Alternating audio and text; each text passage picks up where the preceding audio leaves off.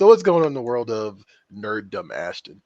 Yeah, so the biggest kind of announcement to come out of New York Comic Con is that Saga is coming back. It is Yeah. making its return, coming back in January, finally from Brian K. Vaughan and Fiona Staples. So that'll be picking up right where they left off with issue number 55. And it'll kick off a new story arc, and it'll be in stores specifically Wednesday, January 26th. And thanks to everybody's endless patience, the Saga team has also announced that they're going to return with a double length issue. So 44 pages of story for their regular $2.99 price point. No variant covers, none of that crazy anything special or gimmicky, just straight to the point, one cover, 44 pages, $3. It's all yours.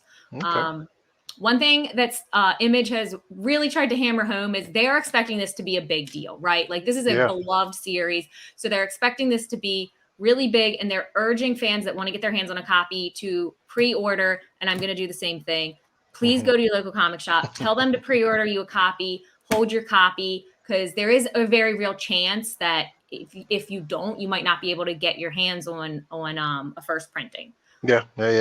I mean, look, we've heard it all. We've heard it a lot lately, right? Like, there's been a lot of printing issues. Some of them and shipping issues because of COVID as of late, across the board. That's not just in the comics industry. So yeah, pre-order because don't take for granted that you can just walk into a shop and pick it up, because there's exterior things going on in the exterior that will affect it. So, and it's a good excuse to plug Pullbox, right? PREVIEWsworld.com/Pullbox allows you to pre-order your copies of Saga or Astro City, which I'll pick up from here, Ashton. Thank you very much. Okay, go ahead. So Kurt Busiek's Astro City and Aerosmith is actually returning and is coming to Image Comics. Look, Kurt Busiek is a prolific comic book writer. He's been doing this for a long time. He's written some of the greatest comics of all time, including Thunderbolts and Iron Man and JLA and Avengers and Superman and so forth. And so, Astro City has been kind of gone for a while, and that was kind of like his big I want to say independent, but it's like, it's a superhero book. So it's got scale and it feels bigger than most independent books, but it's its love letter to the superhero genre and his own take on it with his own original creations. And also it always sports these beautiful covers by Alex Ross. So that and series Aerosmith, which I haven't heard of in a while either. I don't think Aerosmith has been out for like a decade maybe, but they're both coming to Image Comics, and they're coming soon to your local comic shop in 2022. So definitely check that out at your local comic shop. We'll definitely pre-order with PREVIEWsworld Pull Box when it becomes available. Ashton, what is going on with John Kent? You want to talk about this here? This is interesting, right? This is interesting. So if you're following comic news, you've probably seen the headline, "The new Superman comes out as bi," which is not totally accurate. So we have John Kent as Superman now, the Superman mantle, we'll call it, passed down from Clark, his father. And so in the 5th issue of Superman, Son of Kal-El, which I believe is hitting shops today, John Kent confirms the sexuality as bisexual. He's dating a man, and I think that's exciting. There have been kind of, mixed reviews here, but I think it's an important step. That's a nice way of putting it, right? Yeah. I mean, it's fine. Like, I see people kind of getting up in arms about it. Like, my issue is always when they take characters that have been around for a really long time and have always kind of gone one direction, let's say, right? And then they decide to completely mix it up and kind of totally what's the word I'm trying to look for? Like, totally go against the history of these characters, right? Right. That's the thing I concern myself with. John Kent's fairly new. Like, he's incredible. He's a very new character. Like, I think he's only a couple years old. I've been told a million times to read Super Sons, and I haven't read it. And I'm sitting on it, and I probably will eventually, because I hear it's great. But it's fine. Like, but I'm with you on the headline thing. Like, a lot of people on Twitter and like, social media and a lot of websites are going around saying the new Superman is bisexual. And it's like, okay, he is a Superman and he has his own Yeah, book there it is. and A he's Superman. a Superman, but that, yeah, Clark Kent Mhm. very much has multiple Superman books still. Right. And, Kal-El still has multiple Superman books still. I'm curious what's going to happen in this Lois and Clark TV show that they have right now, because John Kent's actually Oh on that God, show. that's right. Right. Yeah. John Kent's actually on that show. So I'm curious if they're going to follow through with that or if they're just going to sidestep it. We'll see. But, it's okay, guys. It's all right. I will say this one thing about Super Sons. I've read one issue of Super Sons. I'm not even sure how I came into it, Mhm. and it was great. I don't Mm. usually read superhero comics, but I thought it was hilarious. Both of those children are just hot messes, getting in trouble. Big recommend. No, absolutely. As someone who used to read Young Justice back in the day, and I was all about the teenage DC characters, like, yeah, I'm all about Super Sons. It's sitting on my shelf. I just haven't read it. Just haven't had time. So Like John Kent and following instructions don't go together. okay, fair enough. Not his forte. Fair enough. Well, you know what? Apparently he marches to the beat of his own drum. So you know what? All good. Do what you want, John Kent. Absolutely. The other thing that kind of happened, I don't think this was actually at New York Comic Con, but I thought this was kind of wild, is Jake Gyllenhaal is starring in a Prophet movie. Hmm. Now, that in itself would be like, wait, what? Right? But then on Uh-huh. top of that, it's directed by Sam Hargraves, who is the guy who does the stunts for like the Marvel movies, and I think he also did a bunch of he's done John Wick and a couple of other things too. Hmm. So it's, of course, this is a Rob Liefeld property. This is something that's been around for like quite some time. And it's been a series that's been off and on. I think it started in like the late 90s. Rob Liefeld's creation. Rob Liefeld passed it on to, I believe, I want to say Sophie Campbell. Correct me in the comments if I'm getting this wrong. For the love of me, I would have never really thought that Jake Gyllenhaal would play that character. Oh God. But I'm kind of morbidly curious about this. Like, it's kind of like, all right, this could be potentially interesting. I don't expect it to go exactly in the footsteps of the comics, but yeah, like the character, there you go. The character debuted in 1992 and first appeared in the Youngblood series. That's right. So yeah, I just thought that was kind of left field, but kind of interesting. Yeah. And it could be a total mess or it could be something like really unique and really different. So we'll see. What's going on with Sabrina in Riverdale? People seem really confused about this. There's a lot to be confused about. Sabrina is crossing over into Riverdale officially. There have been like some nods to it on Riverdale and also Chilling Adventures of Sabrina, that those two things were at least, happening at the same time in the same universe. Mhm. But now they're going to like properly cross them over. Season 6 will have a special episode featuring Sabrina. And there's Sorry. people are very confused because Chilling Adventures of Sabrina on Netflix ended with Sabrina dying. And now she's very much alive. So that's confusing. Also, the CW used a lot of the same actors in Sabrina, Riverdale, and Katie Keene. They double Okay. dipped on a couple actors, so Right. that Yeah. also creates confusion. But see, I thought they were already always intended to be part of the same universe. I thought that was always the deal. They are. They Right. are. Well, they were. They were.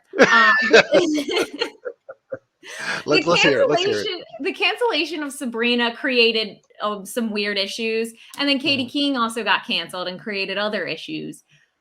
I'm not Interesting. worried about Sabrina being dead because she's a witch and her whole family's witch, Yeah. so just Yeah. bring Yeah. her back. She's done plenty of necromancing in her day. I'm Oh not yeah. worried about it at all. Absolutely. Yeah, I thought that was actually pretty funny that people are like confused about it. I'm like, well, she's a witch, guys. Like, I don't think you don't have to really think too hard on this. Like, No. Also, it's that's all right. entirely what Afterlife with Archie is. Like, she tried to bring a bunch of people back from the dead and made zombies and just completely destroyed Riverdale in the process. No, see, there you go. Except, actually, I'm surprised you did pick Sabrina this week because the new number 9 is out this week. Oh, do you know what? I didn't pick it because I'm a couple issues, but I'm actually, I think, 3 issues behind. So Okay. it felt like fake to be like, pick up this issue, even though I haven't. Like, No, you know what? I respect that because you know what?